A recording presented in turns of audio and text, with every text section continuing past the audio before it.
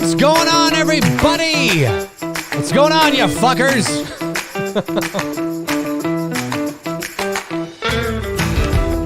It is Thursday, June the 11th, 2020, 11:06 a.m. Eastern Standard Time. I'm coming to you live from the VoiceMann Studios in Toronto, Canada. This is episode 67 of McRae Live. You know, sometimes I think that track is a little too short. I should have extended it. Let's do that again. All right, good morning. Woo! What's going on? Duke, Flea, DMT, Infinity. Look at all you making your way into the chat room, you bastards. Yeah, you know, today on episode 67 of McRae Live, I want to talk about the importance of context when watching movies. It's really important. And there's a few different areas I want to touch on. Yeah, so that's what we're talking about today. All right, let's do it. Let's talk about this today. Well, the first thing I want to jump into here, of course, is obviously, you know, I mean, these things happen from time to time, and this is not surprising considering the climate. As you guys know, I don't talk about politics on this channel. It's not that I'm not well versed to a degree. You know, I am to a degree, so, you know, I know what's going on. I have, you know, thoughts about certain things like we all do, but that's not the identity of this channel. That's not the brand of this channel. So I try to sort of steer away from it because it's irrelevant at the end of the day. But sometimes, you know, politics and entertainment, well, I mean, politics is entertainment. Let's be honest here. But sometimes they can overlap. And certainly, you know, with this thing about how HBO Max has removed Gone with the Wind. Now, let me be clear that according to HBO Max, it is coming back. It was temporarily removed because they wanted to sort of add some context, you know, to the movie. They're not going to edit the film. They're not removing anything from the movie. They're not adding anything to the movie. But they are going to, I think, there'll probably be some sort of, you know, warning at the beginning of the film, probably also within the bio write-up before you click play. I would imagine there's some sort of caption there that says something in regards to that, you know, this was a different time. Obviously, there are some racial you know, things in this movie that are very reflective of the time. That doesn't mean they're right. It doesn't mean they were right then, but it was the reality of the situation. And I think they might even have somebody who's going to introduce the movie or something like that. Anyway, let's go over to the article from, I believe this is the Washington Post. Now, let me say this. I'm not going to read you the whole thing. You can go over to the Washington Post. There's other outlets that have carried this thing. This is just the one that I saw it on. And it's interesting. It is interesting. And but it's a very long article, but I'm not going to read the whole thing. I'll just read sort of the crux of this here. And let me see. So, of course, the headline from the Washington Post is Gone with the Wind will probably be back on HBO Max next week with an African-American scholar at the front of it. Fascinating. Okay, let's scroll on here. That's a cool photo, though, isn't it? Isn't that a cool photo? I love seeing photos like that. Like, look at the lineup. Look at the clothes. Look at the dress. Look at the hats. I got to say this. What year was Gone with the Wind? 1939, I think? Something like that. I have to say this. Ladies, don't you wish men still dressed like this? You know what I mean? Don't you wish men still dress like this? Because I got to admit, you know, and maybe it's because I'm a hat guy. Right? And, you know, a lot of people, well, not a lot of people, I think people by now, unless you're really new to the channel, and unless you only watch Halloween shit, know that I'm not bald under the hat. I do have a full head of hair under the hat. Now, often when you see it, it's messy because I've just taken my hat off to show you, or I've just taken my hat off and made my hair all crazy to do a funny video. But certainly I can put gel in it and style it. Although right now, because my hair is curly, it's got a mind of its own. But nonetheless, I'm a hat guy. I've always been a hat guy. I have many different hats, many different sports and teams, and sometimes just plain Nike hat or, you know, whatever. I got a Daffy Duck hat the other day, which is awesome. So maybe it's because I'm a hat guy, but I really wish we could bring back the fedora. I think that'd be really cool. I mean, men, whenever I see, like, there are photos of my grandfather, okay, from like 46, let's say, or 45 or 44, whatever. And he's with my grandmother, and he's in like a suit with like a trench coat jacket and a fedora, and he's like there and he's looking all suave and shit. And again, context. Now today, if you saw somebody dressed like that, it would be like they're playing some character in a movie. It's they're dressing up for Halloween. He was just going out to dinner. He was just going out to fucking Burger King. I don't know. No, I don't even know. I don't know if, you know, Burger King was around there. Probably not. But, you know, I'm just saying that they were just heading out. They were just heading out. If that photo was today, he'd look like me. He had a hat like this and a rugby shirt. Anyway, I digress. But I just think whenever I see photos of guys back in the day, I love it. It's so dashing, you know what I mean? And cool looking. And yeah. Bring back the suave suit-wearing fedora men. Am I right, ladies? Am I right? I don't even know if there's ladies in the chat today. We are a vast majority of us on this channel. I think according to my analytics, it's something like 80-something%. It's a sausage fest, folks. Nonetheless, let's move on here. Okay. Where's my little cursor? There we are. All right, so this is according to the Washington Post. This is from yesterday, by the way. And feel free to send in super chats, of course. I did see that Kevin Spear did. Thank you, Kevin. I will get to your questions and your super chats after I'm done sort of the main topic of the day. But feel free to send them in because I will get to them. Warner Media could restore Gone with the Wind to HBO Max in less than a week. The Washington Post has learned, making the movie available to subscribers with a new introduction from a prominent African-American studies scholar. HBO Max temporarily removed the epic from its service after the surge of Black Lives Matter protests across the country and re-energized discussion about racial inequality.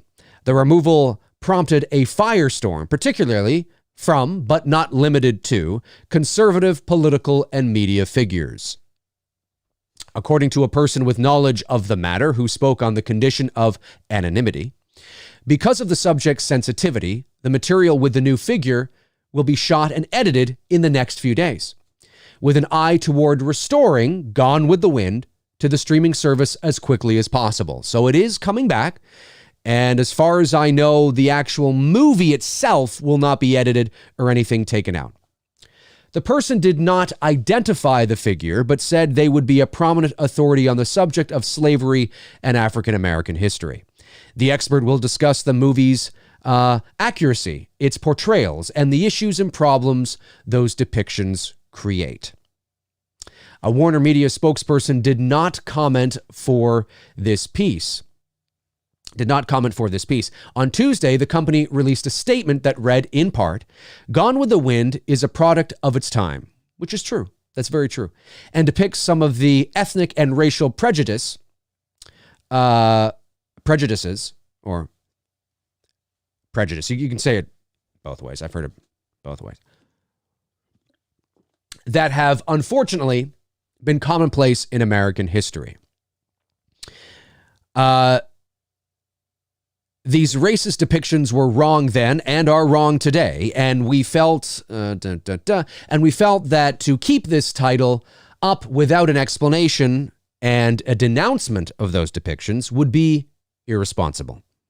Executives at the service began discussing the issue in a week. Sorry, let me try that again. Executives at the service began discussing the issue a week ago. It's in the past, McRae. It's in the past, not the future.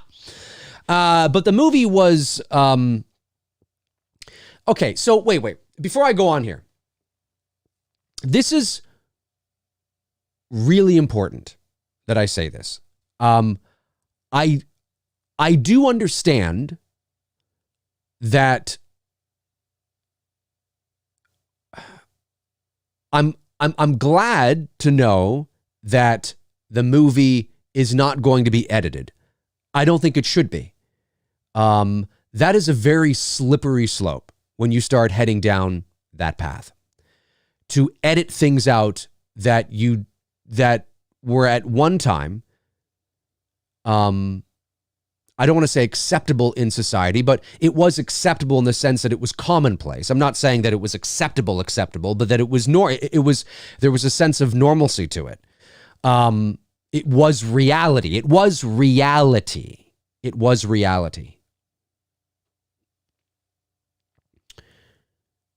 This is art,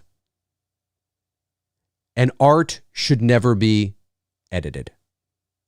Now, I mean, if you want to give a director's cut, special editions, things like that, I'm just talking about edited to create the illusion and impression that something political or something that was very much a product of its time is not there. In a lighter way, in a less controversial way, in a less serious way, it's sort of what bothered people about the Star Wars Special Edition. Now, again, those movies were not edited or things removed or added because of anything that would have been deemed inappropriate. But certainly George Lucas was adding things that he did not have the technology to do in 1977, 1980, 1981, in 1983. I say 81 so often on this channel because of Halloween 2 that I just said it.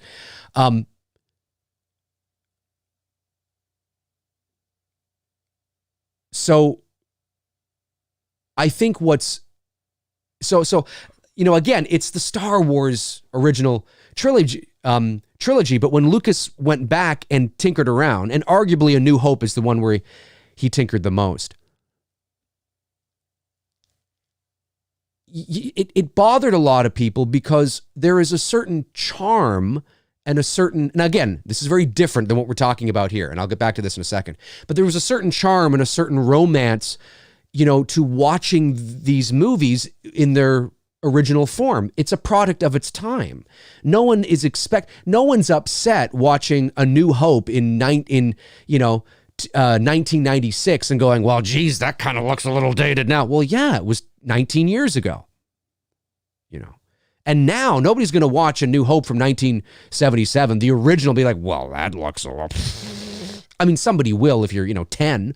But I mean, if you have any sort of context, you'd be like, well, yeah, I get it. It's 1977, And unfortunately and ironically, especially A New Hope, the special edition, is the things they did not age well. They did not age well. Empire is subtle. Return of the Jedi, similar, but A New Hope, it didn't age well in terms of the special edition. Anyway, but it's that same thing, right? You don't want things tinkered with. It's okay to leave it the way it is. It's okay that it looks like that. That was the time. That was the best you had. It's okay. I get it. You know, I get it. I can watch it within this context and still enjoy it. You know what I mean? So Gone with the Wind is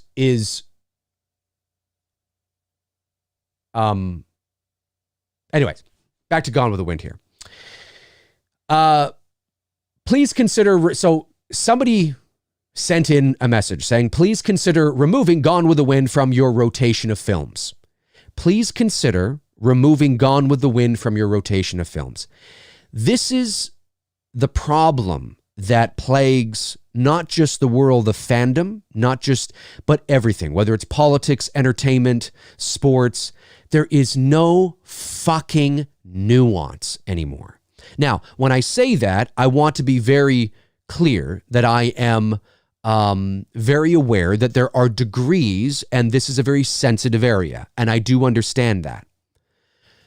But it's one of the things that I find so frustrating about the world of fandom is that the nuance is gone. It's either yes, no, black, white, no pun intended, by the way, but I think you know what I mean. There's no gray area, you know, and that's not how the world works. That's, if you want to, if you set out to live your life in absolutes, you're going to have a miserable life. A miserable life. Because when you get thrust into the culture of real world, right? Real world living, and there's so many gray area, you know, so many gray areas and factors and variables and situations and nuance, and you won't know how to handle it. You'll curl up in the fetal position because it's either yes, no, black, white, and that's not how the world works. So I always find these types of things problematic. Yes, when somebody says, you know, and it's not that the person was saying this verbatim here, but they said, please consider removing Gone with the Wind from your rotation of films. He wrote, appealing to executives at HBO Max. It's a film that glorifies the antebellum South. The antebellum South. Am I saying that right? Anybody in the South can let me know. I think I'm saying that right. Antebellum South. It is a film, which is true, by the way. There's a whole lot that's going on in Gone with the Wind, by the way. But they're not wrong in that regard. But maybe that's a good thing as well, ironically. It is a film that, when it is not ignoring the horrors of slavery, pauses only to perpetuate some of the most painful stereotypes of people of color. By Monday night, the film had disappeared from the service. Criticism came quickly Tuesday, especially from conservative figures, and rippled through the political and media circles on Wednesday. And you can read the rest of the article. Just Google Washington Post Gone with the Wind, and you can see it there. Although I'm sure other sources have carried it. Well, I mean, I know they have. So, no, I don't believe that Gone with the Wind should be removed from the platform. I don't believe that at all. I do agree with what HBO Max is doing, but I question whether HBO Max is truly, and when I say when HBO Max, I'm talking about the executives in charge, the people that would be in charge of this decision. A lot of decisions are made for political reasons, right? People want to pretend they're virtuous. People want to, you know, get out there ahead of the curve. I'm not racist either. You know, we're okay. You know, we're cool. It's not necessarily what they believe, but they're playing I'm not saying they are racist. I'm just saying that, you know, people often get thrust into this. So, you know, I believe they're doing the right thing under the circumstance, right? They are appeasing both sides. Okay, we're not going to remove the movie, but we're going to add this to it. So we're going to have an African-American scholar on talking about this, and which I think is a great idea. I don't think, as long as you don't touch one frame of that movie, I think it's a good idea. I think it's a good idea. I think it's fine. I would have, now again, I'm not black, I'm not African American, but I would have thought it was all right to have a caption, maybe even at the beginning of the movie. In the bio, before you click it, there's a warning that says, this is a period piece, obviously, and da-da-da-da, dee-dee-dee-dee, blah-blah-blah-blah, discretion advised. You hit play, it comes up on the screen. Even that, I think, may have satisfied most people, but they're going that extra mile. And I guess I just think it's so important. There's two types of context I want to talk about, and I wanted to tackle this one first. Especially this, it's so important that we understand that we do not remove these movies, whether they're television shows, whether they're movies, whether they're books, whether they are music, whatever the case is, we do not banish them forever because they are not who we are today. They are accurate depictions of reality, and they are always things that we need to remember so we don't go back to it. Now, of course, there's that old saying. It's a tired cliche that's been tossed around like your grandmother's, I don't know, apron. I don't know. I just made that up. But you know what I mean. And which is those who, forget history or whatever are doomed to repeat it. I don't know if that's the exact quote, but that's it, right? Right? You know the one I'm talking about. And that is true. That is true. And if you remove, if we start going in and listen, there's Megyn Kelly, who is conservative, okay? She does say something down here which I agree with in her principle. I get what she's trying to say. She says, it says here, former Fox News and NBC News journalist Megyn Kelly also responded to the HBO Max news, tweeting, "Are we going to pull all of the movies in which women are treated like sex objects too?" Now, I'm not here to get into a debate about Megyn Kelly. I'm not here to have an argument whether you're liberal, conservative, Democrat, Republican. I don't care. I couldn't give a frog's fat ass what side of the aisle you fall on, or if you side either way. Maybe you're running right down the middle. I don't care. But there's some truth to what Megyn is saying in the sense of that, well, where does it stop? Are we just doing this now with HBO Max and Gone with the Wind because of the shit that's going on right now? Yes. Yes. Do you think if somebody had mailed in and said, hey, you know what? Gone with the Wind is do you think HBO Max would have done this for that film? Maybe. Maybe. And there's something, although I applaud them for doing it, there's something that is disingenuous about it. It doesn't feel organic. It doesn't feel like real, true.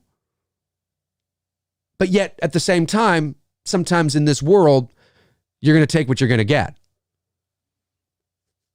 If the protests weren't happening, if George Floyd was not murdered, would this have even been an issue? No, no. I would probably bet money that HBO Max would run that movie without a caption and without an African-American scholar. So it's like, if you're going to do it, instill the change. It means a lot more when there isn't shit going down. When you recognize something, you go, you know what? I think we should do that. And the world isn't going to hell.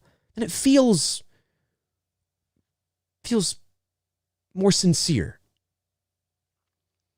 But the point I'm making is with this, and then we'll move on to the other thing, is that, again, we must not get rid of this stuff. We must use them as teaching tools, whether it's movies, music, whatever the case is. And so we have a history and a timestamp of the evolution of human beings, and our society and how far we've come, how far we've gone backwards, how far we haven't gone anywhere and we're just standing still. We need these historical markers. We need them. You don't have to glorify them. I do understand to a degree people tearing down statues. I'm not saying I'd be out there doing it, but I do understand why. I get it. I don't know if I agree with it. I think maybe there might be, a discussion needs to be had and say, hey, maybe we can put this somewhere. Maybe we can build something, a historical thing that, it ain't easy to look at. It's not easy to remember. You walk through and you see these people that at one time were this or they did this, but that's what the world was like. Now, I'm not saying that, I'm not justifying it. I'm just saying that is the reality of what it was like in the 1700s or the 1600s or the 1800s, and dare I say it, even the 1960s. I mean, this is what it was like. So that's the reality. We don't want to pretend like it never happened. We need these movies there. We need art there to remind us of who we are, that we're not, we're not perfect people. We're not all virtuous. We're not all without sin. And I say that in a non-religious sense, right? We need these markers. So I'm glad that HBO Max is not removing it altogether, because Megyn Kelly's right. If you were to remove it altogether, well, where do you stop? What about all the torture porn and the gratuitous sex and violence and I mean, where does it end? We can't, you can't, it's a very, these things are insidious. There's a horror word for you. They are. And you don't think of it now, but then one day it's like, oh my God. So, and I feel especially strong about it because obviously it's the world of entertainment and movies. But I do agree with, again, going as far as having an African-American scholar on to talk. Well, I don't even know if I would have thought of that. Not because I'm white, but because I don't know if I would have thought that was necessary. I probably would have done it in steps. Maybe like, okay, we'll have the caption, we'll have this up, we'll have that up. This is very important. But to go that extra step and have somebody on, well, that's great. Cool. Okay. As long as you don't touch a single fucking frame of that movie. Because that is the movie. That's the story. That is what it was like. And we need to remember that. We need to remember that. I mean, listen, the woman, her name escapes me now. The woman that was in, black lady that was in Gone with the Wind, who won the Academy Award, who turned 125, I think it was yesterday or whatever. She wasn't even allowed at the Academy Awards. They brought her in reluctantly. She had to sit at this is 40, I guess it was. Not that long ago. It's less than 100 years ago. She had to sit at the back with her, she couldn't sit with her castmates. They had a rule that nobody black was allowed into the award show. I mean, that's insane. It sounds insane, right? It's something we want to forget. Oh, fuck it. It's just so bad. No, we want to remember that shit. We want to remember that. I mean, I'm stunned that she won the Academy. It feels almost strange, doesn't it? That you have Haiti McDaniel, is that her name? Haiti McDaniel? That does sound right. So it's one of those things where it almost seems like it's a weird dichotomy in a way. You have Haiti McDaniel, if that is correct, winning the Academy Award. They knew she was black when they voted her to win. It's not like they were like, oh, wait, she's black. No, they knew she was black. And then but she's not even allowed into the building. That's reality. That's what it was like. We can't forget that. We can't forget that. That's really, really important. And it's not just Hollywood, Tom. It's not just Hollywood. That was the reality. That was the world. If you were a racial couple, even in the 1960s, 20 years later, even the 1970s, and even still some parts of the world today, it's like, what? We can't forget that. But we need to do it organically as well. We don't want to pretend like none of this ever happened. We need to acknowledge it, accept it. We need to accept it, that yes, it did happen. It's part of our history. And we need to learn from it. And that's really important. The other thing I wanted to talk about as well in regards to context, when it comes to movies, it's so important from another side of the coin. In in enjoying the film as well. And it is related to sort of what I'm talking about. On the thumbnail, of course, I have Janet Leigh from Psycho on there. And one of the things that I often say on this show is it's so important to remember in enjoying an older movie, because I have a lot of people who will say to me, I don't watch older movies. And depending on how old you are, an older movie to you could be like the 1990s. I mean, it's still an older movie to me, but because I'm 41 years old and I remember the 1990s very well, I don't think of them as old movies. You know what I mean? Even the 80s are not, I mean, they're older movies, but I think you know what I mean. Old movies to me would be like Gone with the Wind, the 30s, the 40s, the 50s. But it all depends on how old you are. If you're born another 30 years from now, Endgame will be ancient to you. So, but I think it's so important that in how you enjoy, because I'm telling you, folks, there are some amazing stories to be had in movies from the 20s most of the movies in the 20s were silent films, but, the 30s, the 40s, the 50s, the 60s. I'm telling you, do yourself a favor and educate yourself so you become a better, if you can, now many of you may not, but if you consider yourself somebody who's a cinephile or you just love movies and you know so much about movies, well, you got to watch all the old movies too.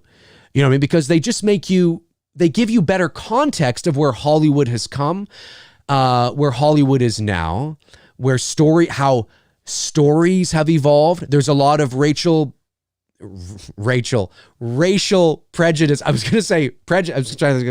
I just combined the words in those movies. And you do see it. You do see it. It's not in your face in every film that you watch, but definitely there is some there. But how you enjoy a lot of those movies is to remind yourself of the context for when they were released. And the example I use often is Psycho from 1960. Psycho is a very dated, nobody growing up today, and when I say nobody, I'm using that, the grain of salt. Very few people growing up today would find that movie as scary as Saw or something like that, or as scary as The Conjuring. But at one time, believe it or not, at one time, Psycho was the scariest movie ever made. Like, literally, people were screaming in the movie theater. People were covering their eyes. People were saying it was the scariest thing they had ever seen. Now, to somebody who's maybe 25 years old, or even myself who's 41, although I can understand it, I can intellectualize why that might seem funny for some. But I've often said that Psycho, it may have been the first movie ever, but it was certainly the first North American movie where you saw a toilet flush. The first North American movie where you ever saw a toilet flush. When I say that to you, that immediately gives you context of the world in terms of movies that we live in. And this was the golden age of Hollywood, towards the end of the golden age of Hollywood. But certainly Janet Leigh was a starlet. She was a star. It was incomprehensible to even fathom seeing somebody like her murdered like that on the screen. And nude? Unbelievable. So when you sort of learn about history and you learn about what the world was like at that time, and you learn about what was acceptable and what wasn't in movies at that time, and how stories were told, it really helps you gain a better appreciation for watching movies like Psycho, or Whatever Happened to Baby Jane, or Sunset Boulevard, that I watched for the first time just like 2-3 weeks ago, whatever. Great movie. There are some great stories that were told through the 40s, the 50s, and the 60s. And there's great stories being told today too. But certainly, context really helps to go back and watch those movies, to remind yourself that I'm watching a movie from 1960. It's not going to be, the pacing, the cutting, the special effects, it's not going to be like today. But in 1960, that movie was terrifying. It's all relative, right? One day, ladies and gentlemen, one day somebody will watch, Halloween 2018. Well, and maybe that's a bad example because I can hear the chat room going, that fucking sucks. Somebody one day will watch whatever your favorite modern day horror movie is and laugh their asses off because it looks old and ancient and lame. And the special effects are, it's hard for you to even think of, isn't it? What? No. Watch The Conjuring. It's a great movie, right? One day, people will look at that because the world of entertainment and how we consume our entertainment is changing. And will we be watching movies on a screen in 30 years? I don't know. Are we going to be in the oasis and part of a movie? I don't know. But all I know is that we're not going to be watching movies. I mean, it's going to continue to evolve. And one day somebody is going to go, you, what the fuck is this? What the hell is that? Wait, you watched? So you weren't even in the movie being part of the characters? You had to just watch it objectively just on this little thing? Or they might even say this gigantic thing? They might even say that. It's crazy. It's crazy, right? But if you explain to that person, no, but this is what the world was like, and this is how we consumed it. And, we didn't have what, you have now. Of course, you might be going, we didn't have what you have now. You're an old man. We didn't have this and this and this. And you get them to really appreciate what it was like. It's helped me appreciate movies that at one time in my life, I had no interest in seeing because they were old, lame, right? But as I grew older, and yes, I did go to film school, so that obviously helped with my appreciation because in film school, we watched a lot of older movies like Rope and, Touch of Evil and things like that. So I did gain an appreciation by somebody talking to me like I am to you now. But certainly you don't need to go to film school to get that appreciation. When you just have that level of understanding of context that is so wild, and so like explaining something like, no, guys, like, listen, 45 years ago, this was like the shit. Like, think about this. This was amazing. We could turn it on and we could like watch videos and you explain it all to them. Now, not everybody's going to care about it, right? Especially if you can actually put on a set of VR goggles and go fucking be with Luke Skywalker. Yeah, it's probably not going to matter. But we don't want to lose that history. We don't want to lose that context. We don't want to lose that awareness of where we've come from and who we are as a species when it comes to entertainment, which is, of course, what I'm focusing on here, whether it's racial prejudice, whether it's, something that's a little, that's not, I don't know, or whether it's just fun stuff like horror movies and shit like that. They are timestamps of who we are because a lot of these movies are depictions of what is going on in society. And that doesn't mean that if you went back to 1939 that everybody would be calling each other the N-word and everybody would be, no, it doesn't mean that, but they are depictions of what was acceptable, what was a reality at that time. And I just think it's so important to preserve that. And it's when you start to preserve that, think about that, it helps younger generations appreciate that and appreciate the older movies more. Because one day, folks, although we love the original Halloween, it's 42 years old. One day, listen, it's really old now already. In another 40 years, people are going to be laughing at that. It'll be like watching Charlie Chaplin films, just, running around. That's what it's going to be like. I'm not saying it's going to be sped up like that. Or actually, it wasn't sped up. It was the frame rate they were shooting at. And then, of course, they had to play it back at a different frame rate for which they shot. And that's why it looks fast. And anyway, I can go into that, but it's not going to look like that, obviously, but it's going to look even more dated than it does now. So the mind frame to appreciating movies, whatever the situation is, whether it's you got to kind of put your seatbelt on because you might be a little, okay, there's some racial things in here. Just understand that it really is a reflection of the time, a reflection of the way society was and the thinking. And thank goodness we have those movies. Thank goodness we have those stories. And I would like to believe, I don't want to speak on behalf of the Black community, but I would like to believe that there are those in the community that would too also say, absolutely, we can't get rid of this.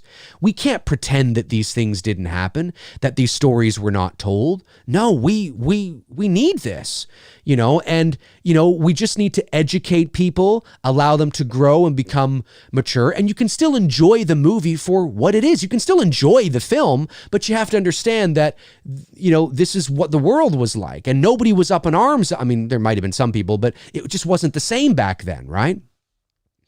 And when it comes to old films, yeah, we need to just, remember that this is a older movie and think about its time.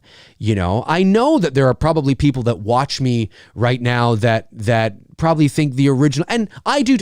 Look, if I can see it, you got to see it. Listen, the original Halloween is my favorite horror movie of all time, period. But it's dated. It's a very dated horror movie. There's some cheesy dialogue. There's some cheesy edits. It can be boring for some, right? But that's when you go, context, think about this. It's like Jaws, right? Or any old, like Black Christmas. Black Christmas is dated through the yin yang. It's so dated, but it's so good when you think about the context. You think about what was going on, how there was nothing like this, right? Listen to that, that piano scrape. Boom, boom. For those of you that have seen the original Black Christmas, you know what I'm talking about. And you watch it, and you get people to get into the zone of that time. And the more and more we go further in life, and the more and more that technology expands exponentially and we evolve as a society, the more and more we're going to have to do that if we want to preserve our history in the good and the bad, And I'm not somebody that believes that history should be erased, whether it's political history, entertainment, whatever. I don't believe that we should erase it and pretend like it never happened. I think it's important that we, so there's two sides of the coins, that we want to make sure that we remember it. And we also, for the non-political things, we want to really make sure that we also implement that sense of context, because it really helps you enjoy the movies more. Because I'm telling you guys, and those of you that have watched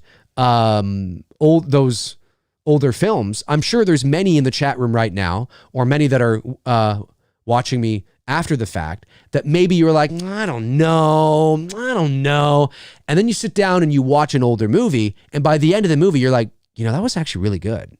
Because you get enamored with the story and the characters, because they had to concentrate so much on story and pacing and development and the characters and the camera, crafting those shots and, lighting, because they didn't have the special effects to help carry a story like you can today, for better or worse.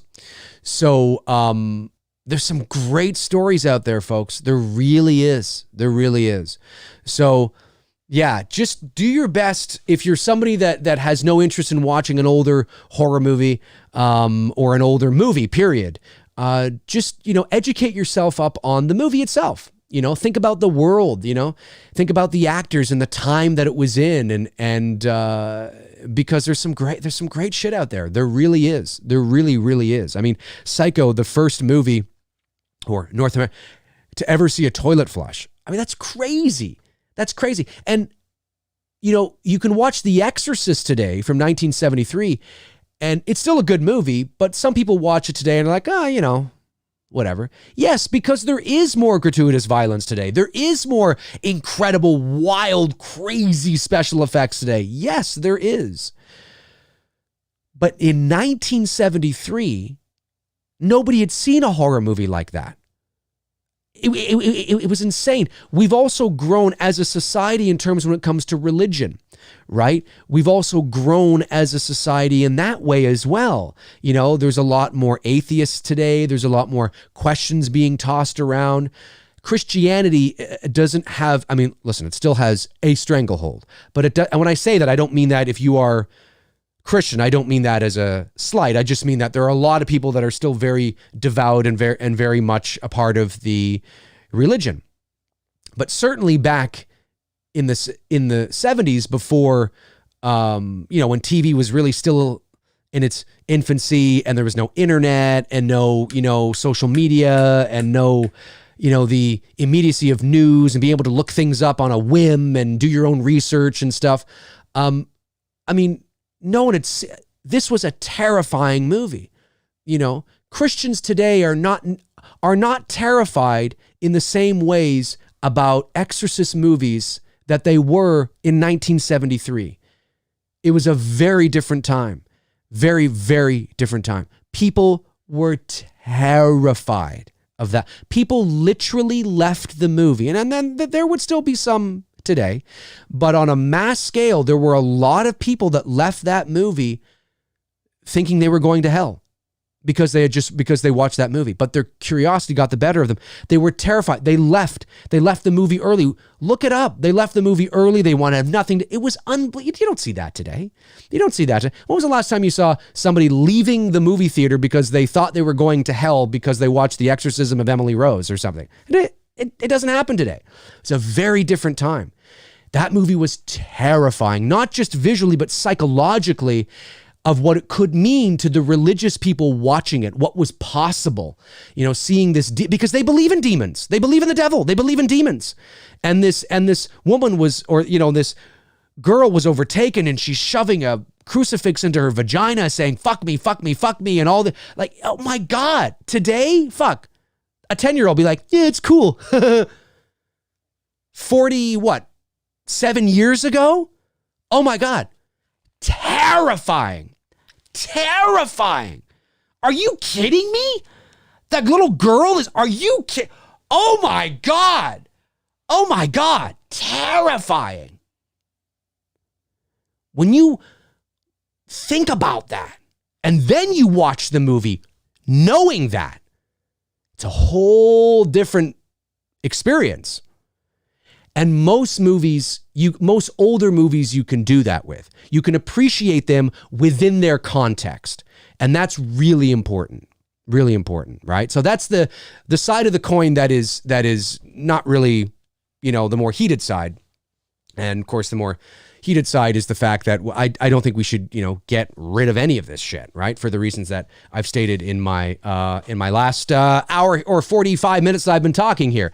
So, anyway, that's how I feel about it all. If you want to check out the rest of that article, head over to, YouTube, Gone with the Wind, Washington Post, or just Gone with the Wind, and you'll get a bunch of articles that will probably say the same thing, because nowadays they're picking up each other's shit. So just do that. But crazy stuff, man. Crazy stuff. But yeah, no, we must remember, acknowledge, but never erase. Never erase. It's part of who we are as a species and part of our evolutionary journey. And we cannot, that is so dangerous. It's so dangerous to pretend like these things didn't happen because it's insidious. If you can get people to, for all intents and purposes, erase the parts of history that don't favor the human species in a positive light, or don't favor a certain ethnic group or racial group in a positive light, if you can just come in like Thanos and go like this and erase everything like it never happened, that is dangerous, because as well as I do, it ain't going to stop there. It's not going to stop. Why would it? Why would it stop there? My God, we can just do this, and think of all the other things we could do that with. You know what I mean? And then, of course, if you do that with all that, like Megyn Kelly said, and again, it's not my endorsement for Megyn Kelly. I'm just saying I agree with the principle of what she said, which was, well, wait a minute, if we're going to do that, what about all the gratuitous sex movies or films that depict women as sex objects? I mean, we might as well do something there. I get what she's saying. Where does it end, right? It's very important that we do not make those knee-jerk reactions. So I agree with what HBO Max is doing. I think it does need to be acknowledged. That's fine.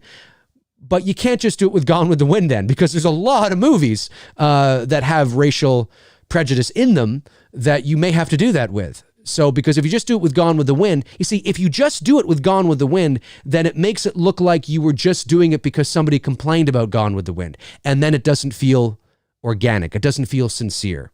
What should be happening is, you know what, and it might be impossible to get every nook and cranny, figured out, but you know what, we're going to go over the bigger movies of that era, and we're going to do the same thing with those films. That might be something that you need to do, because if you just do it with Gone with the Wind, then it looks like you're just doing it because it was called out, and that doesn't feel right. It feels like now you should be kind of just tackling maybe some of the bigger films of the era. But as long as you don't touch a frame of that movie, and it is exactly the way it was in 1939, okay, all right, I'm cool.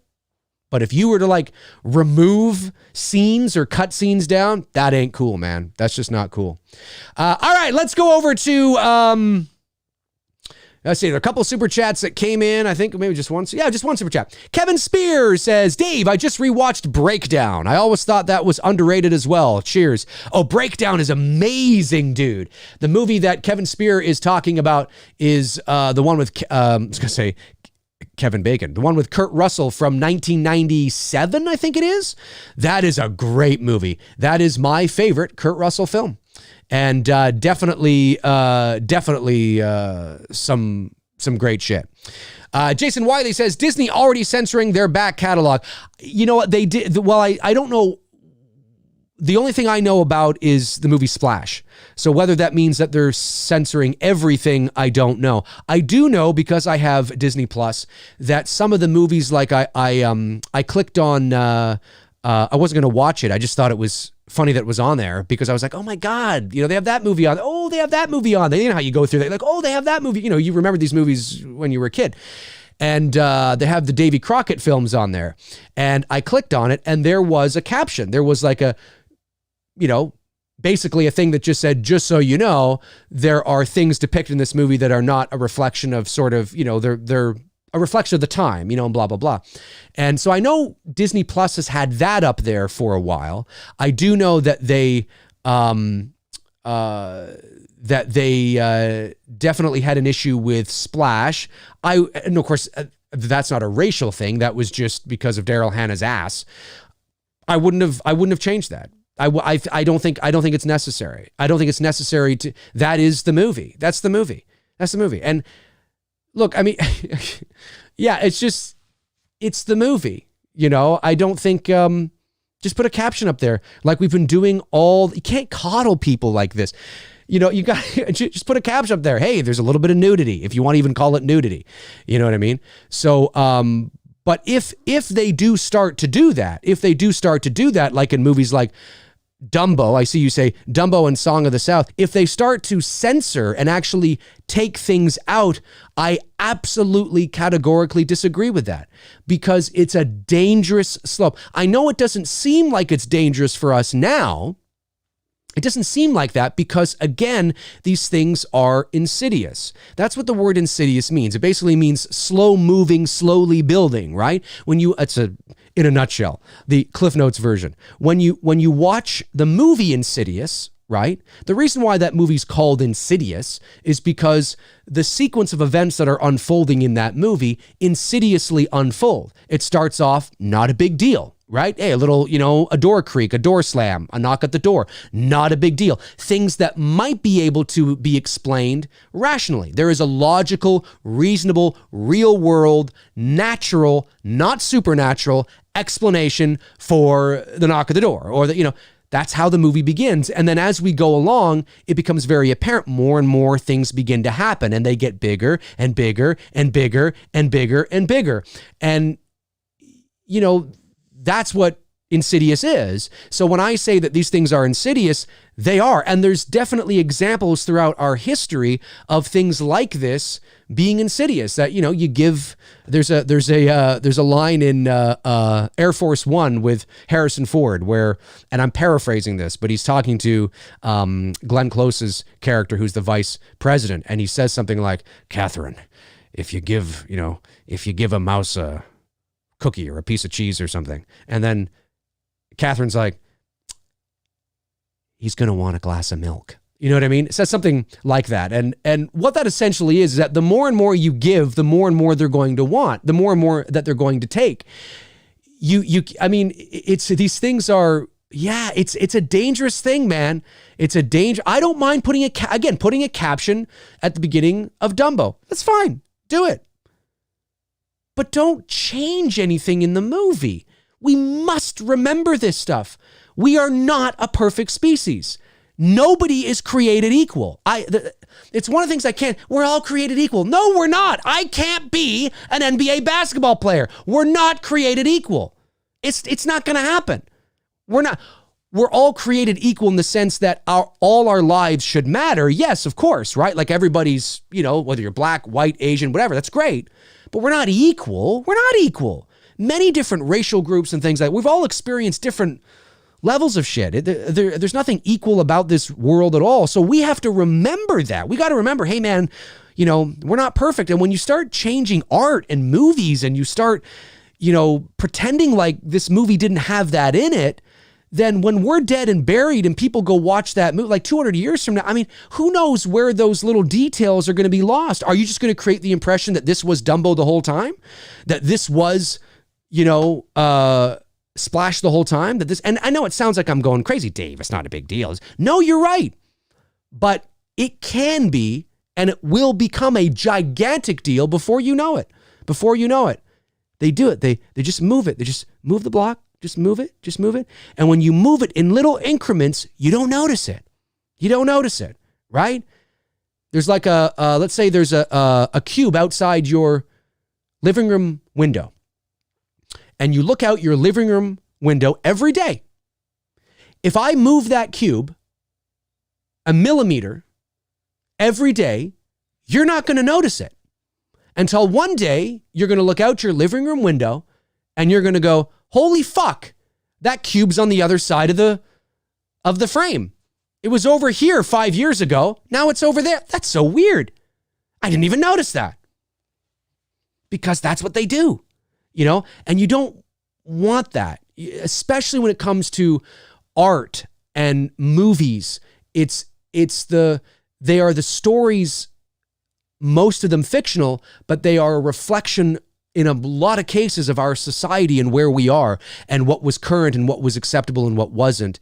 And we don't want to touch that. We want to learn from it, acknowledge it, say, hey, this is real, this is true.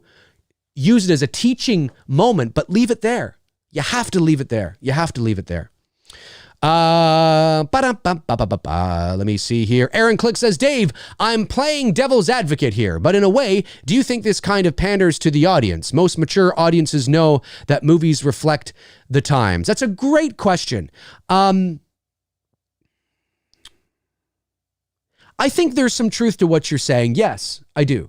And definitely, like I said at the beginning of the show, I'm not convinced that had somebody not reached out to HBO Max, that they on their own would have done this. I don't believe that. Look, and I say this not to get political, I don't care what side of the aisle you fall on. I really don't. You're all welcome here. I don't care if you're black or white or trans, gay. I don't care. I really don't care. I don't care.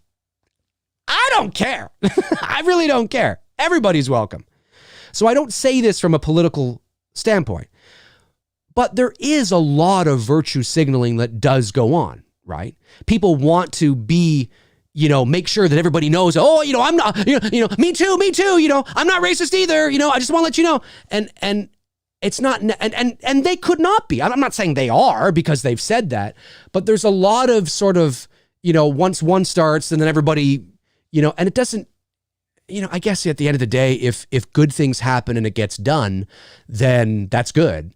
But yeah, I mean, because it's like, and that's what I meant by, okay, well, HBO Max, you're doing this with Gone with the Wind, but you probably, although then again, who knows what other movies they're going to have. HBO Max is Warner Brothers, right? Okay, well, yeah. I mean, what other movies they're going to have? There's probably going to be a lot of other films that they could do that too. And that's what I mean by, well, then you better do that with the other films as well.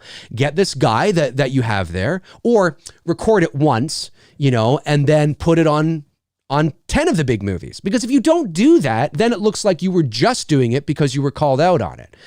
But if you take this opportunity to go, you know what, we're going to do it for this because you're right. You brought it to our attention. We're going to do that. And you know what we're going to do? We're going to take it a step further, and we're going to actually curtail these talks at the beginning of the movies with that movie and that movie too, because that movie's actually worse than Gone with the Wind. So we got to do that, and that's getting out in front. That would actually make me go, oh, okay, you know what? That's smart. That's smart. But if they just do it with Gone... Now, again, I don't know what movies they have in their library. I'd have to see. But if there are other depictions of questionable things that are relevant to the time, of course, but they only do it with Gone with the Wind, then it certainly looks like it's virtue signaling, right? It's just like, oh, we're just doing it because we're being called out. And it's like, yeah, but now you have an opportunity to... Yeah, you know what I'm saying. And again, I hate that word because this is not a political channel, but I chose to talk about this today in relation to the entertainment industry because there's a crossover. But again, I don't say that as a conservative or as a liberal or as a Democrat or as a Republican. I just say it as an individual, saying that definitely that does exist in the world. We know that because everybody wants to make sure that everybody's seen in a good light, right? So it's a very tricky thing. But I do think that I think most people are aware of that. Yes, I think most people are probably, aware that, hey, it's 1939. You know what I mean? That doesn't mean you have to watch it, but I think you're probably right on that. Let me see here. I may scroll back and see what's going on. Ba, ba, ba, ba. Da, da, da, da. Ba, la, la. What's going on here? Darren says, Zach, if you have hate, leave it at the door. Somebody named Zach. Oh no, somebody named Zach spewing out hate. No, Zach, no. Where is Zach? I don't see Zach here. Or were you guys just having a conversation? I'm not sure. I don't see a Zach. Or is it Zach Gaxiola? That Zach? That great contributor, Zach? I don't see it. I don't see anybody here. Oh, well. Not a big deal. My moderators are on it. I trust them to be, oh no, Zach Frederick. Zach Frederick, I see. They're acting too white. Who's acting too white? Zach, remember, keep it chill, okay? There's no need to get into a political discussion, tossing things back and forth. That's not why I'm talking about this. I'm not talking about this to cause people in the chat room to start spewing their sides to each other. I want to keep it to the entertainment industry and hopefully as objective as I'm trying to be as objective as I possibly can. And I think I would like to believe that whatever, color you are, political or racial, that you can see the point I'm coming from, right? And that's what's really important is dialogue, having a discussion, not using things in the chat room to fire things up or whatever. So you're welcome here, but if I don't know what that is from, but just kind of keep it chill, okay? Keep it chill, relax. We're all friends here, man. We're all friends. We can talk about this in a mature way. Let's see here. Zach, I wasn't saying you were. I just was saying that I didn't know what the context was. Ba, ba, ba, ba. A happy guy.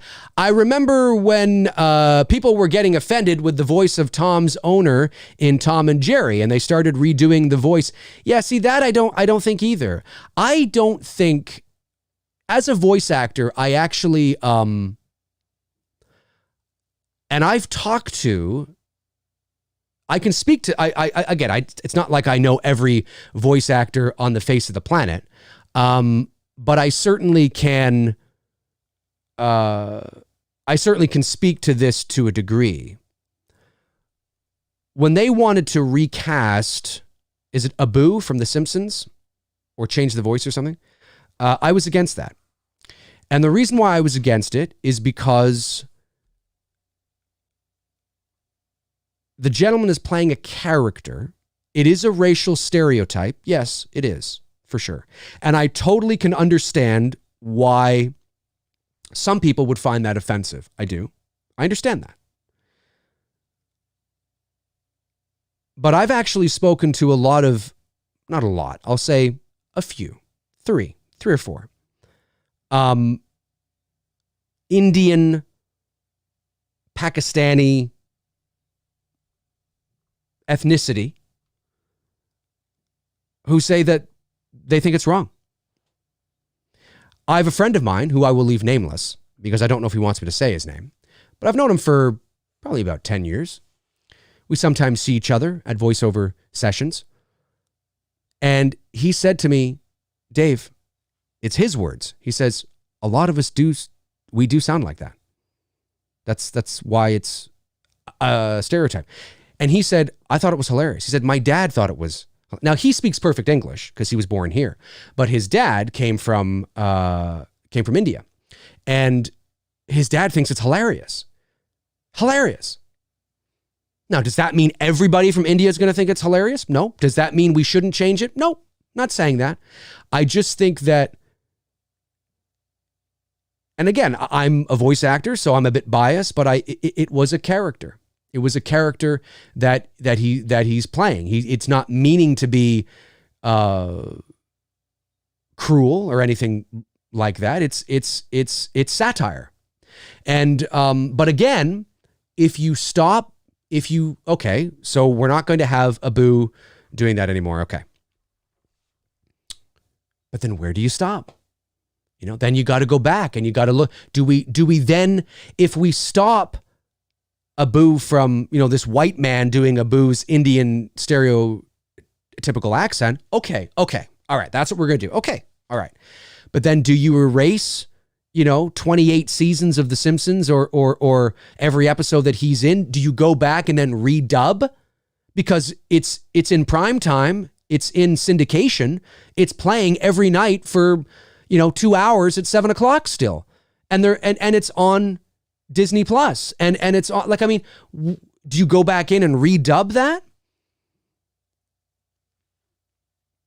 I mean, it's.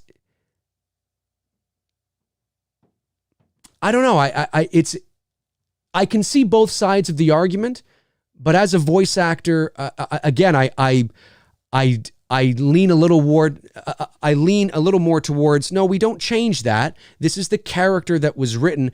I'm an actor playing a character, and by all accounts, like I said, there's a lot of Indian people that I've talked to who think it's hilarious, who are not offended by it in the slightest. Again, there's a racial context there, and I do understand that. But the guy said to me, I'm not offended by it any more than, a lot of other things. But again, who am I, right? You're just a white guy. You're just a white guy. That's what they'll say. So it's an interesting discussion, but certainly I think there needs to be nuance. I think there needs to be discussion and nuance, and that's the most important thing. If there can be a discussion that can be had out of all of this, if you take one thing away from this episode of McRae Live, let this be it. Let's talk and have a discussion about this and feel everybody out, genuinely. Hear both sides, have charts and graphs and diagrams and stats and statistics, whatever, right? Have a discussion about things before you just snap your finger like Thanos, because it can't be done that way. If at the end of the day, with all the stats there and I've laid out my argument and they've laid out their argument, and that, the agreement is, what, I think because of this, that, and the other, it's best that we do stop doing this character. I then, as a professional and as a human being, can go, okay. Because at least there was the opportunity to say, hey, let's think about this, right? Here's why we can't do that. We got to make sure we, do this and think about this. It's like a court case, right? Like having your day in court almost, right? Like, hang on a sec. Let's hear everybody here and come to a conclusion. I know you can't do that with everything. And I know that there are certain things in the world that do need immediate responses. I totally understand that. But I think it's so important, especially, again, I'm not a political guy, but I do see it in the world of entertainment. Like, nuance is gone, knee-jerk reactions are there, and just this Thanos snapping that's like, oh my God. Like, and look, and sometimes it's like, yeah, Thanos has got to come in and go, right? Sometimes that's the nuance, right? There's variables. Sometimes Thanos needs to be there, fucking snap, and sometimes he doesn't. But if you stick Thanos on every situation, I'm scared for the future, man. I really am. I really, really am. And I know that sounds like, oh, come on. I've had people say that to me. Oh, Dave. Well, and then those same people are now going, wow, you know what? This is kind of weird. You know, it's crazy. It's crazy stuff, man. Yeah, Zach, buddy, I wasn't calling you out or anything. I was just trying to figure out what was going on. No worries, my man. If my moderators say you're okay, that's why I trust them, right? I trust them to let me know what's happening, and they say that you're okay. You're okay, man. You're okay. Let me see. Let me go back here. Super chat comes in from the Film Addict. Thank you, buddy. Says, hey, Dave, do you have any thoughts on Elmer Fudd not able to use the gun in the new Looney Tunes HBO Max series? I saw a lot of articles about it. Yeah, you know, it's funny. I keep saying this, and I keep meaning to want to do this. I've just been so busy with everything else. I can't say I know him personally, but I have talked to, I think Elmer Fudd is...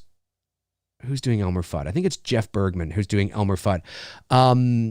Eric Bauza, who is a Canadian voice actor. He's my age. He's from Toronto here. And he is, he's actually an Asian. I don't know if he was he, I think he was born here, but his ancestry, certainly he's Asian. And he lives in Hollywood, and he is the voice of Bugs Bunny and Daffy Duck on the new Looney Tunes on HBO Max. And the last time we follow each other on Twitter, but the last time I talked to him was probably like 6 or 7 years ago. It was a while. Like, you know, it was when I was doing a little voiceover podcast with a couple of VO guys, and we had him on as a guest, and he was great. And Bob Bergen, who's the voice of Porky Pig, I met him at the Voice Arts Awards 2 years ago in 2018. I had a conversation with him, and I was telling him how much I love the Looney Tunes show, the one that's kind of like a sitcom. It's fucking hilarious, man. Anyway, he's a nice guy too. So I've actually wanted to reach out to them and get them on the show and talk to them about this, because not get political, but just sort of like, hey, like, you know, what do you guys think about this? They're probably going to be okay with it. I mean, I don't think they would say, oh, we fucking think it's shit, you know. But just to get them on the show anyway. I'd love to get Eric Bauza on, and God, it'd be great to get Eric on and Bob on and have like a conversation with myself, Eric, and Bob, Daffy, Porky, and Bugs. I think that'd be, you know, it'd be a lot of fun. I'm not an impressionist.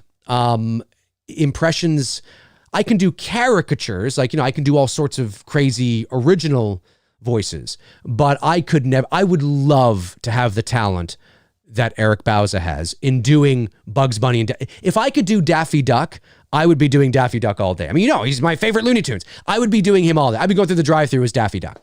I wish I could. I mean, I might be able to do it if I really worked on it, but yeah, impressions is not my forte. I can do caricatures, you know, and original character voices, but certainly not impressions. But anyway, I digress. But yeah, so in regards to your question, I think I'm okay with it as long as, and by all accounts, they haven't, as long as the violence, which is a big part of the Looney Tunes brand, is still there. Now, maybe you have to curve that violence to be a little more, it's violent, but it's not so intense. It's even more maybe cartoony than it was 60 years ago. But as long as the violence is there and they're not Disney-fying the Looney Tunes, I'm okay with it. I mean, from what I see, Elmer Fudd is still getting hit over the head. He's still got hammers and saws and bats and, you know, things like that. And he's still getting hit and he's still swinging. I mean, it's still violent by all accounts. He's just not shooting people in the face. So, you know, I don't know. I get it. I understand it. I get it. I've only seen a couple of episodes, free episodes. It actually, because I follow Eric and, Eric, myself, and Bob are also friends on Facebook, and they were posting shit. So they posted like free clips or something. Probably the same ones you saw. Anyway, looks great. And the intensity and the violence looks there. Yosemite Sam as well. He doesn't have his guns. That was a big part of his thing, right? Oh, come on, rabbit, you're rootin' tootin'. You know, I mean, okay, so he's not going. I mean, if he's still, oh, rabbit, you damn, or, geez, I don't even know if he can say damn, because he said damn back in the originals. Well, I mean, as long as he's still swinging and getting hit, or, you know, as long as the violence is still there, because that was one of the things that set, there were a lot of them, but that was one of the things that set the Looney Tunes and the Disney characters apart. Was Looney Tunes were very adult, and they were adult cartoons that you know, used to play before movies back in the day. So they were not for children per se. Children liked them because they're colorful and, oh, look, it's a bunny. But I mean, the subtext to a lot of those cartoons, and there's a lot of racial prejudice in those old cartoons too. I mean, Jesus, want to talk about that? Holy cow, you know. So, but yeah, I'm okay with it. I'm okay with it as long as the violence is still there. But we'll see, though. I'll have to watch a couple of Elmer Fudd-centric episodes. And I watched the Yosemite Sam one with Bugs on the roller coaster, and that was all right. There was a lot of violence in that. But to be fair, Yosemite Sam, there's a lot of, he's not using guns in every episode he was in back in the day. Like, it's not like every episode he's like, there's only a few of them. Elmer Fudd, I think more often than not, was always using his gun because it was Wabbit season, and he's at, oh, Wabbit, and he's out there, and, you know, not just that one with, you know, Wabbit and Rabbit and duck season, but in most cartoons I think he was in, and most episodes he was in, I think he had his gun. So it's really, you're probably going to really notice it with him more than Yosemite Sam, but yeah, we'll see. We'll see. All right, let me scroll back here and see what's going on. See what's going down. Let me see. Okay, I'm scrolling, see what's happening. Good to see you guys talking with everybody. That's great. Great to see everybody here. Here's again, Goloticus? I hope I'm saying that. Dave, I watched Avatar last night, and wow, why does it get so much hate? Because people love to hate things that are popular. You know, people love to hate things that are... Now, look, are there people out there that genuinely don't like the movie? Yeah, sure. But if Avatar was not the highest grossing movie of all time, it wouldn't get the hate that it got. Avatar's a great fucking movie. It's not original. Yeah, neither is most of the movies you watch, by the way. I have to do a show on that and just take your beloved movies that you think are so original and talk about where they come from and the stories they're based on, and how that it's just a new telling of that story, and you'll be whimpering and crying in the corner in the fetal position. Avatar is a great movie. I'm not saying it's the best movie of all time, but it's certainly a great science fiction movie. It's a lot of fun. And never count out James Cameron, folks. Never count out James Cameron. Robert Thidoff says, Dave, would you rather be considered the greatest trailer voice ever, better than Don LaFontaine, or nominated for an Oscar? Ooh, I would say probably nominated for an Oscar, I'd say. Because that... Yeah, I would say probably nominated for an Oscar, because that, if you're not, and again, it's all showmanship. It's a game. But if you get nominated for an Oscar, you can actually demand more in salary, and they actually curtail it as you know what I mean? It's part of marketing, right? You know, if you are nominated, if you're an Academy Award nominee or an Academy Award winner, your salary goes up. It can. I mean, not all these things aren't black and white, but certainly it's good cred, and certainly that can help propel you to the next level if you have a good agent who understands that, who understands how to, and you have a good publicist, and you know, it's a whole thing. But certainly, I think that would be probably what I would rather. I love doing movie trailers. I have done a number of them in my life. And they're always fun to do, but to be considered the greatest trailer voice, that'd be cool too. Good old Don LaFontaine. Yeah, he's been dead for 12 years now. Frank Riker sends in a super chat. Thank you, buddy. Says, Dave, why did I think this was going to be this? Dave, I just got done reffing a cage match between Blum and Carpenter. Amazing, Frank. They told me about kills. God, they keep telling you all these things. So the flashback changes, H78 opening to Loomis killing Judith and placing it in 6-year-old Michael's hand. Wait a minute. So the flashback changes, H78 opening to Loomis killing Judith and placing it in 6-year-old Michael's hand. Incredible. I can't wait to see this, Frank. This is going to be amazing.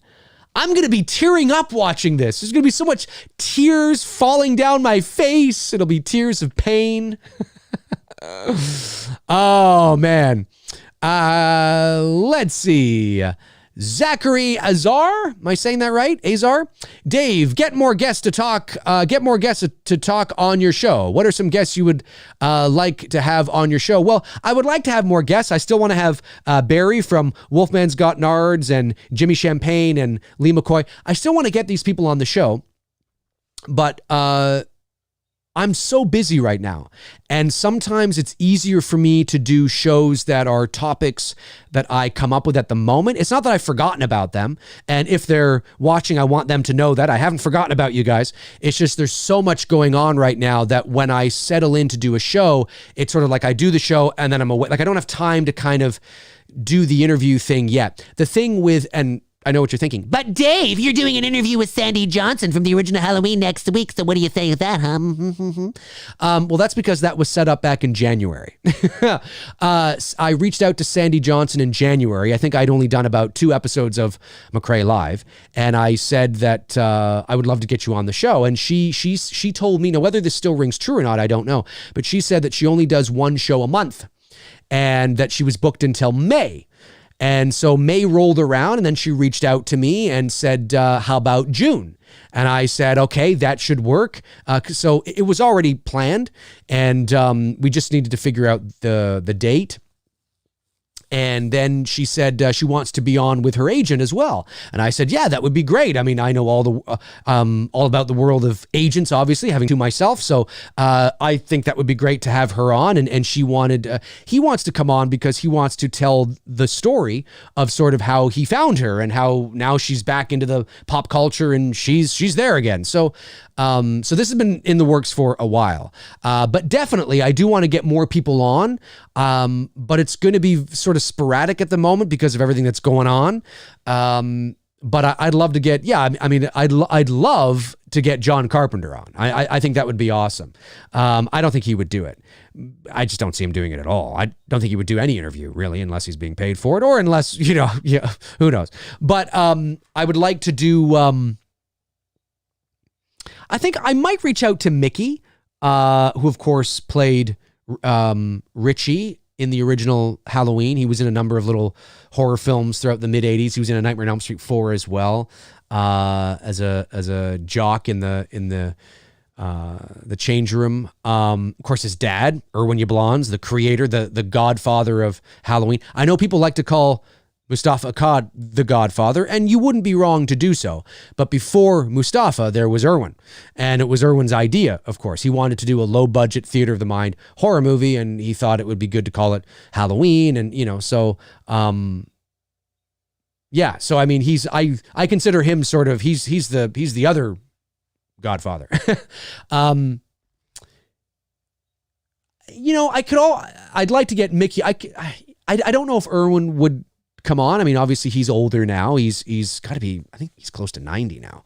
I don't know if he would have any interest, but Mickey might. I mean, I would like to think of us as friends, because obviously I was over at his house for dinner last year when I was in LA, and that was a lot of fun. And his wife, his family is they're such nice people.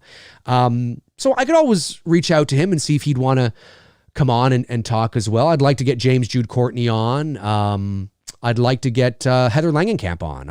There's a lot of people that I would like to reach out to and get on. It's just a matter of me feeling like I'm in sort of a groove. There's a window now where I can start nailing down some guests. yeah, I just need to feel comfortable with my schedule in doing that, because I want to be as prepared as I possibly can. And when you start sort of booking guests on, some guests you need to be a little more prepared than others. Sometimes you're like, oh, I can be this prepared with this person because, you know, it's that person. You know what I mean? But sometimes you want to be really prepared depending on who it is. So it depends, but definitely I do want to have more people on.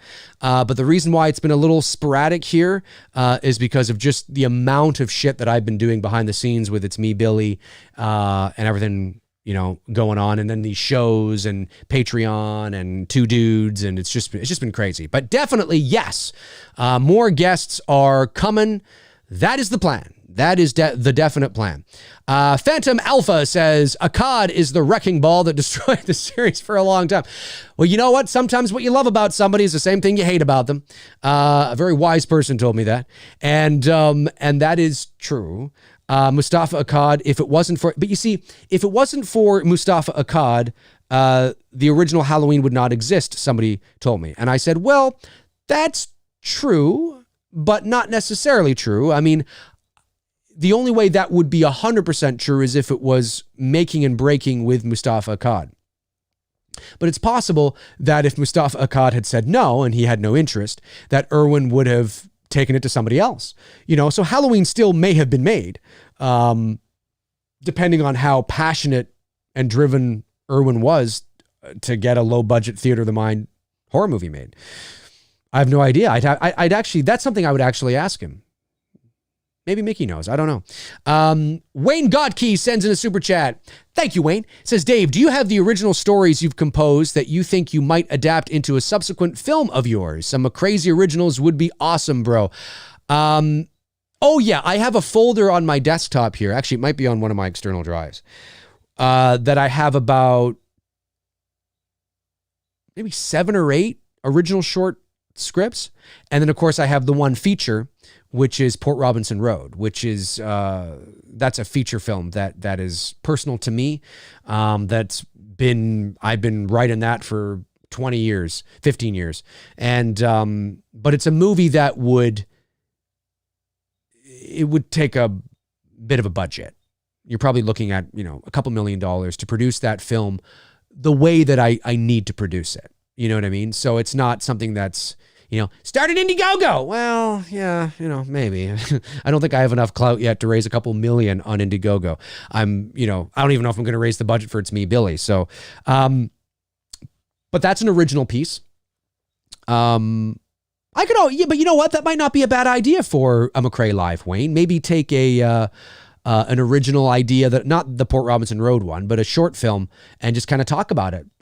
I'd be down for that sometime. That's actually kind of a good idea. Of course, watch somebody takes my idea and then goes and makes it. You can't copyright an idea, folks.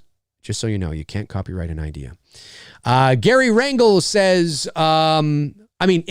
if my script was written, which it is, but if it was registered with the WGA, the Writers Guild of America, and the copyright offices here in Canada, then if somebody was to go and make the movie and mine was original idea and they were going to profit off of it, I might be able to actually have some weight there. But if there's nothing written down and I just have an idea and somebody goes and makes my idea and I'm just like, hey, that was my idea, but it was just an idea I had, you can't copyright that. You can't copyright your thought.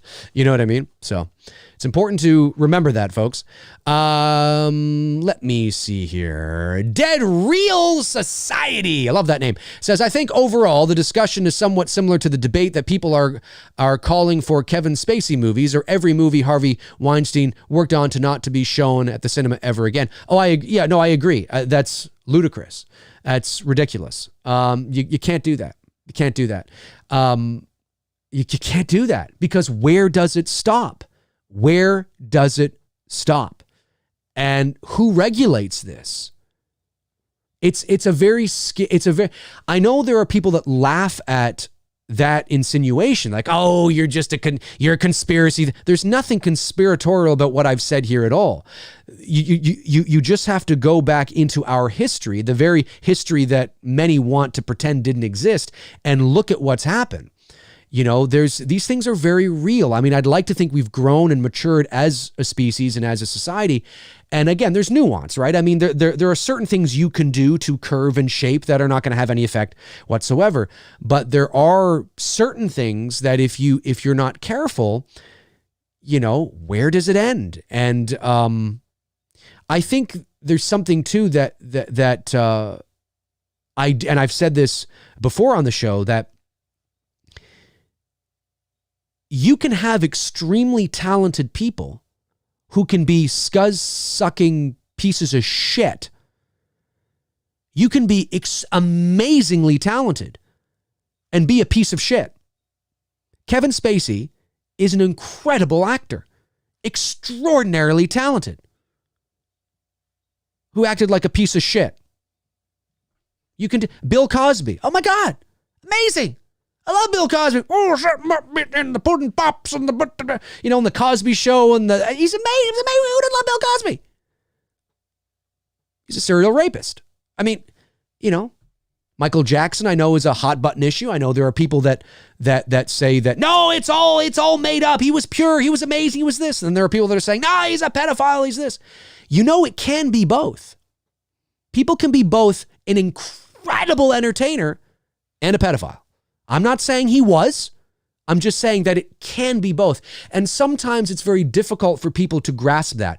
They see the individual as, but they're so talented, they're so amazing. They did so much, work for charity, and they did all this and they did all that and they did all this. I mean, look at the Savile guy in Britain. You can be both.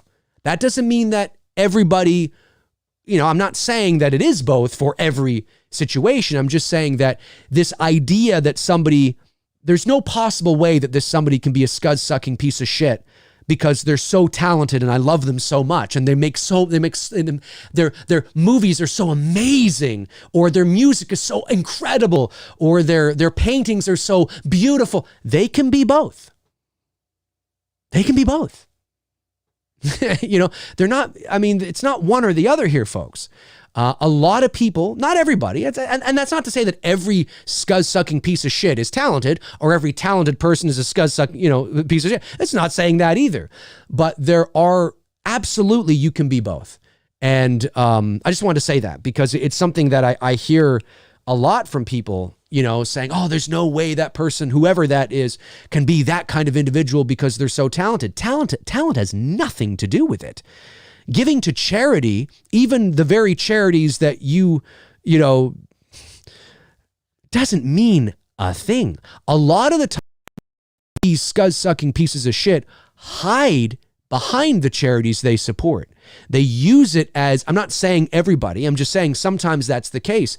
They get ahead of the curve, right? It's great PR. It's great image. It's great for the image to say, well, there's no way that person can be a pedophile because look, he's a big brother and he gives to there's no way that person can be a racist. Look, he's married to a black woman and he gives to the Black Lives Matter. He gives thousands of dollars every year. Sometimes it's great PR. I'm just saying that we gotta remember that, right? Those are things that are realities of the world. But to your point, no, I don't.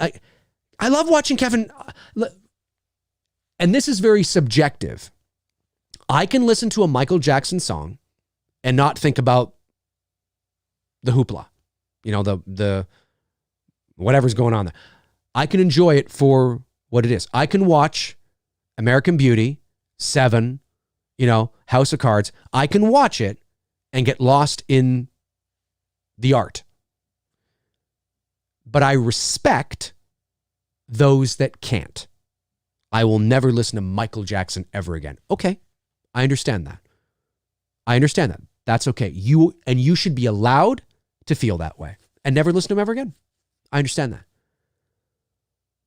But you can't inflict that on everybody else.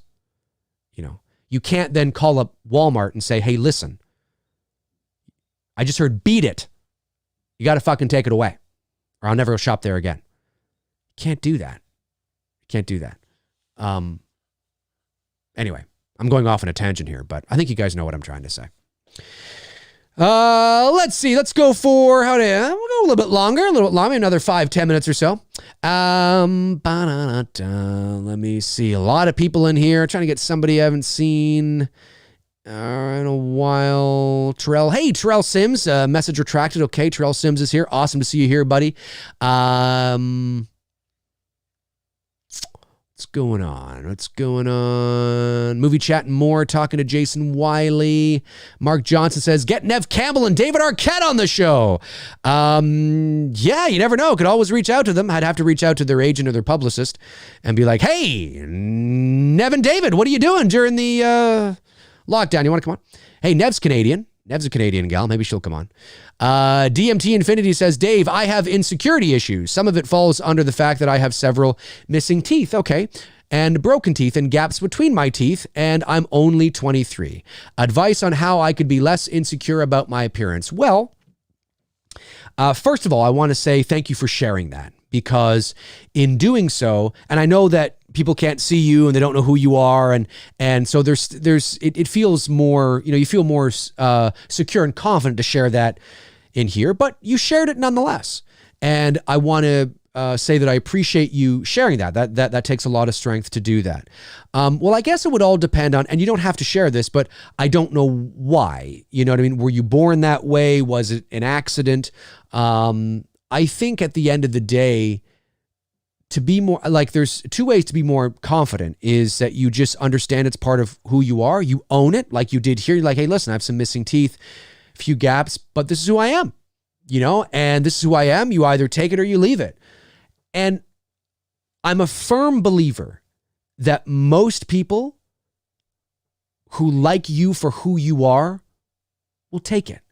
They don't care that you got a couple holes in your face. They don't care that you got a couple missing teeth. They don't care because they like who you are, right? They judge somebody by their character, not by the color of their skin, not by, missing a couple of teeth. My nose is too big. My ass is too small. Whatever the case is. They don't judge people like that, right? I mean, listen, we all judge people physically to a degree because we notice things.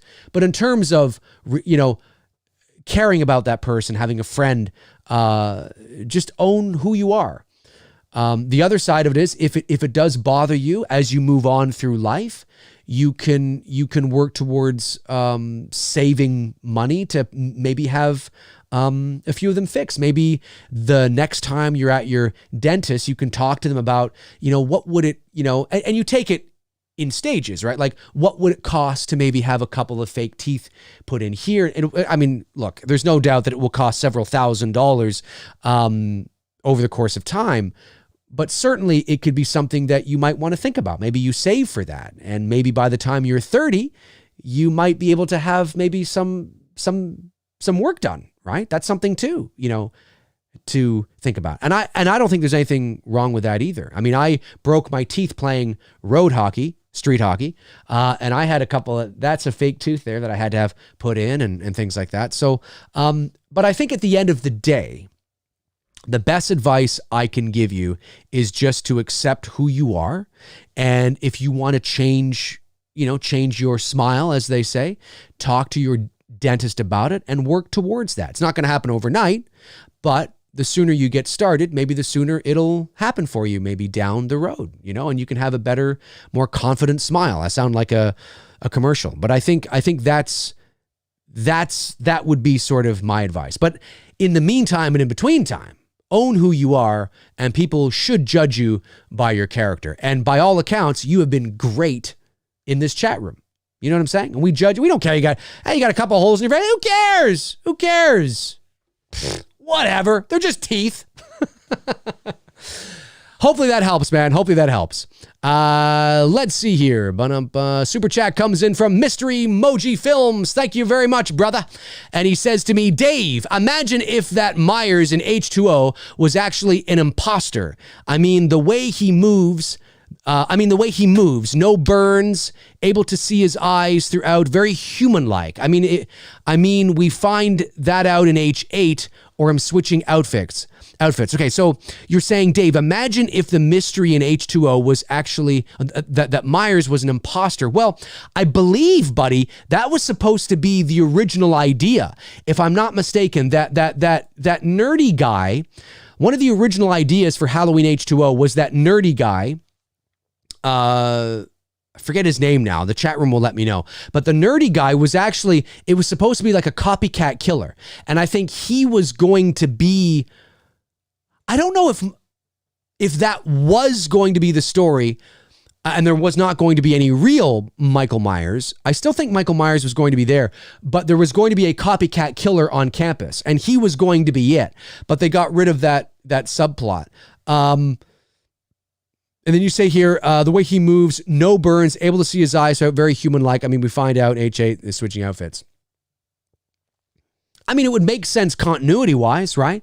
Because you see his eyes, he has no burns, and then you find out in H18 that all that. So basically what Mystery Mojo Films is saying is that the Michael Myers you see in Halloween H2O is actually just a copycat. I don't think that would have gone well. I think you still need Myers in there, but I think having that subplot and that angle of also having a copycat in there might be interesting. Yeah, might be interesting. Mystery Mojo Films follows up with, also, imagine if the old man who took Myers in H5 was actually a part of the Thorn cult. Maybe they put the curse under Michael while he was under recovering. Would have been interesting twist.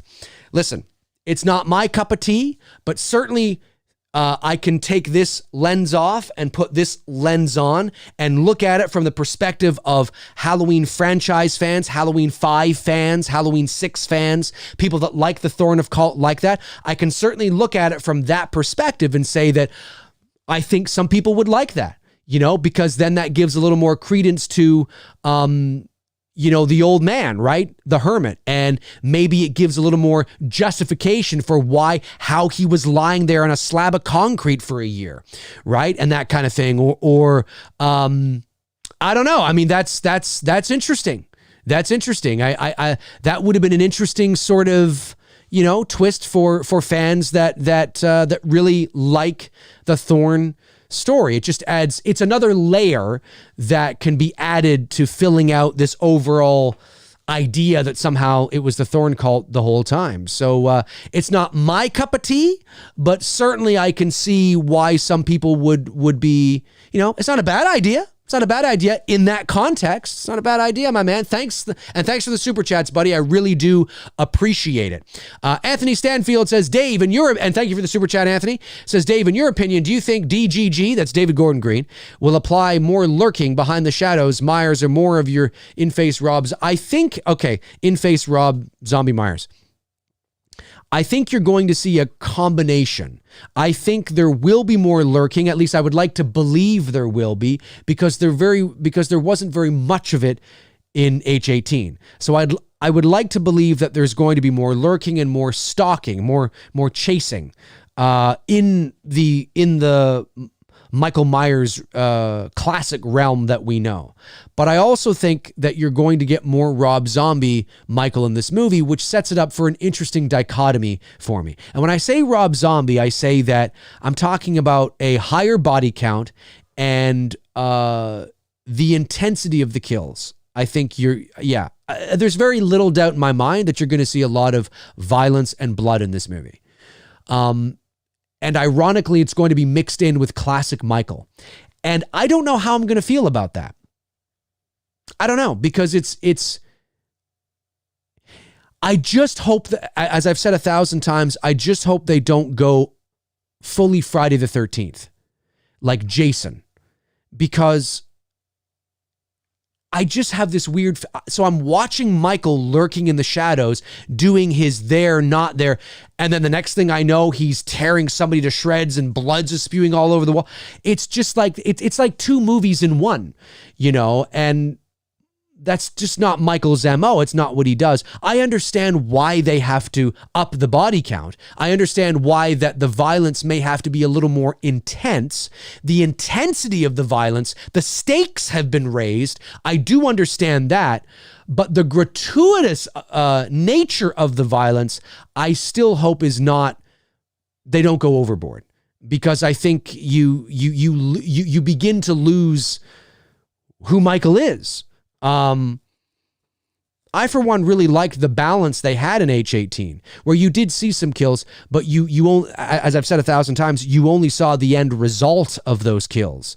So there was still a mystique and a mystery around it. It was still creepy and eerie. If we start seeing Michael tearing flesh off people and blood spurting all over the place and his fist going through people or shit like that, I'm not for that. I think that will be a very weird and strange thing. I'm not saying they are going to do that, but I'm just saying I hope that's not what we see.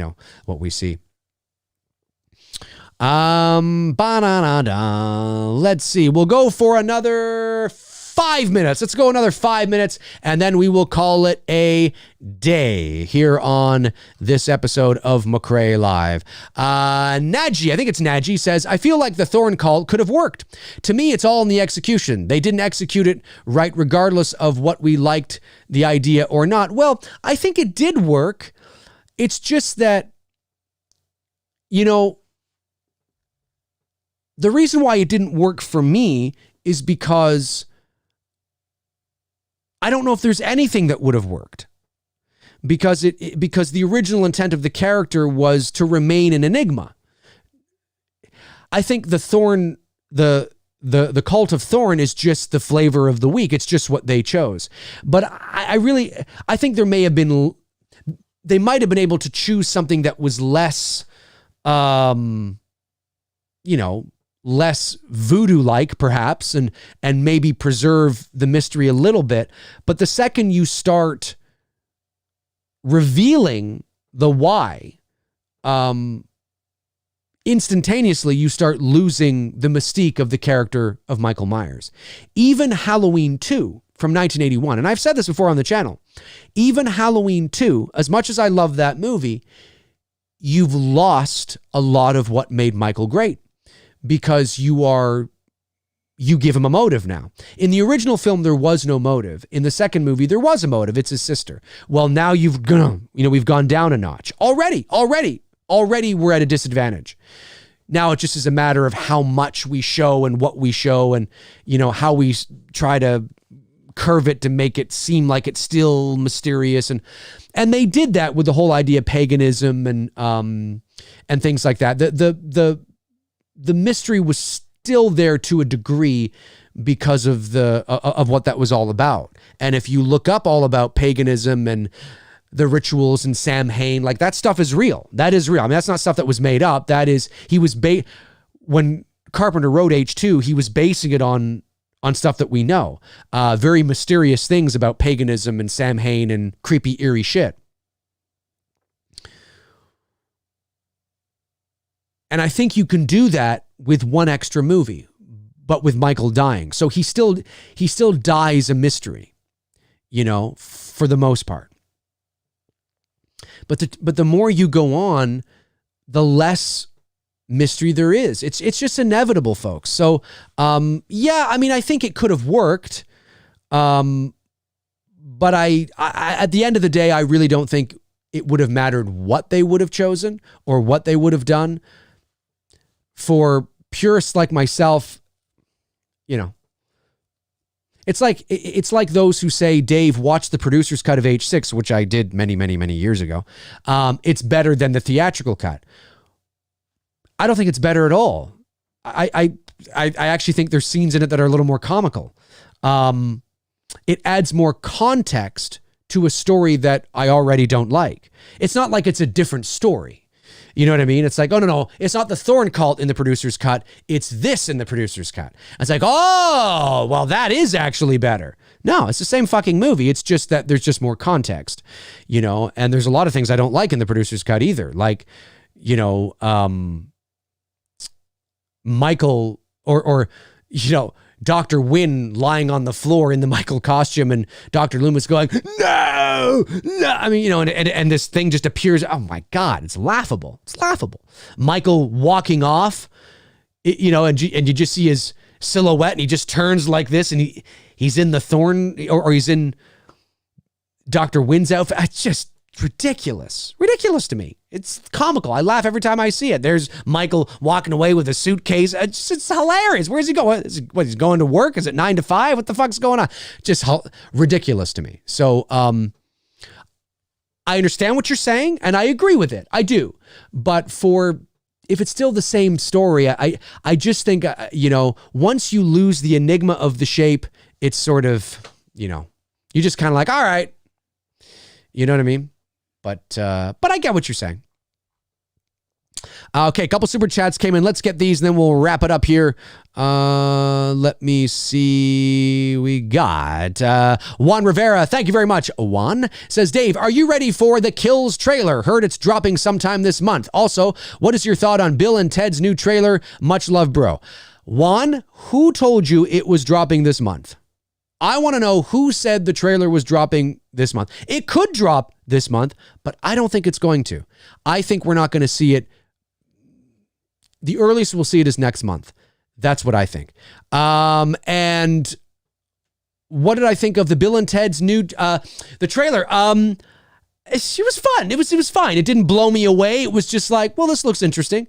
But it's the first trailer. I really didn't get a sense of an adventure from this first trailer.